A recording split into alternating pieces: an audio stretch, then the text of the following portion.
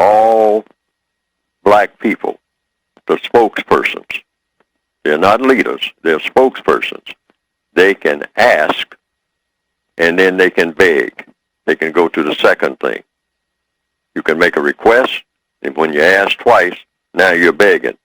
But we are all in position of being beggars because the world is a prison. And when you are a prisoner of war, you are a beggar if you're talking to the prison master.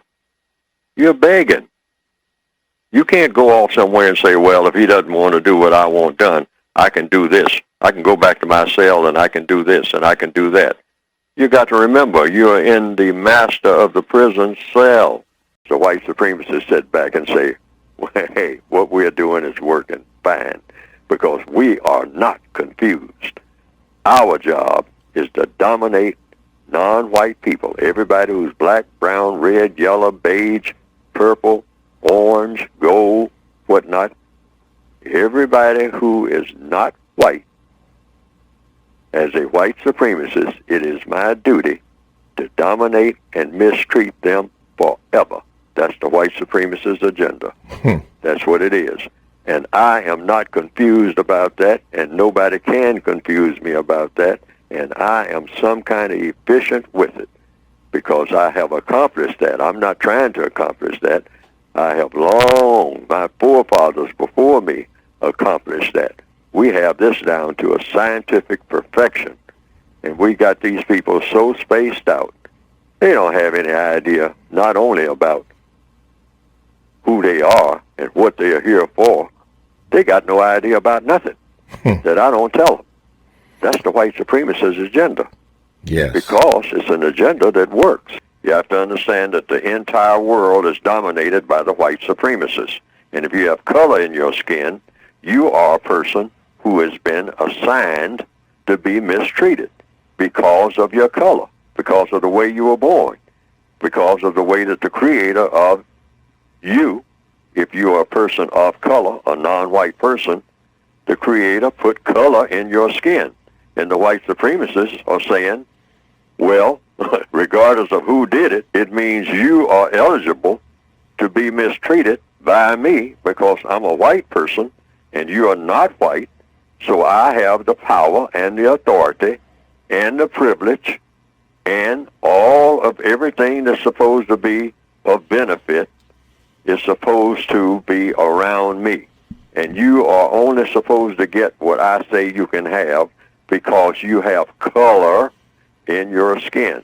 Now, the non-white people who understand that this is the setup and this is the dominant government of the entire planet, then the white supremacists will understand that you understand this, and if enough people understand it, people can't go. It's something about the mind that says you don't go against something that, you can't ignore something that you understand, particularly when it's working against you.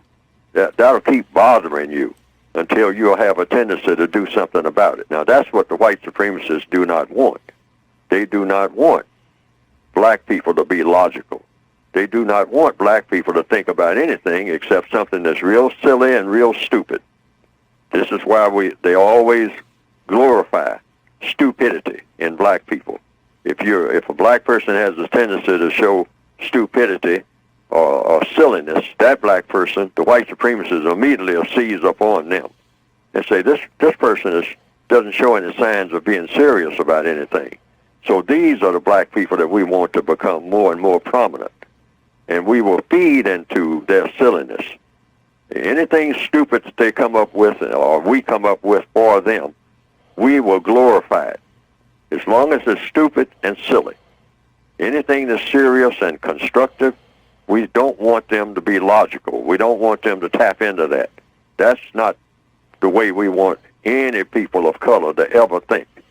We want them to be celebratory people, the people who are jumping up and down and turning flips all day and running around in a circle. And then when they bump into each other, they immediately start fighting each other. That's the way we want to keep them.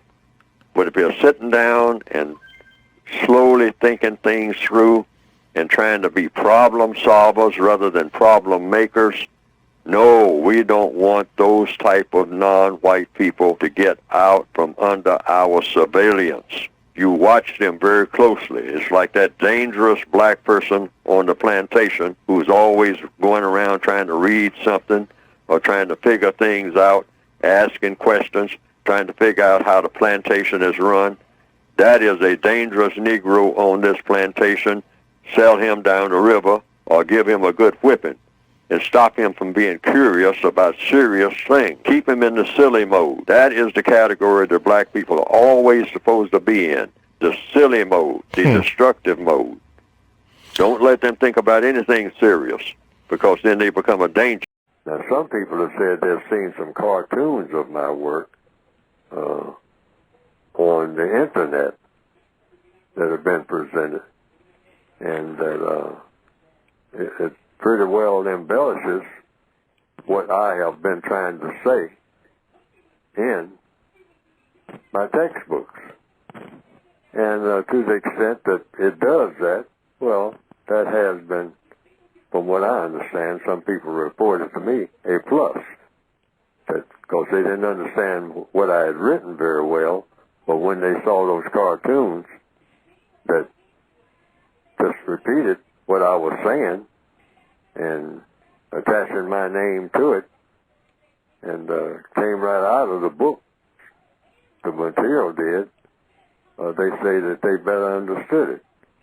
And I can understand that, because people are kind of visual, particularly in the year 2021 now, more visual than ever.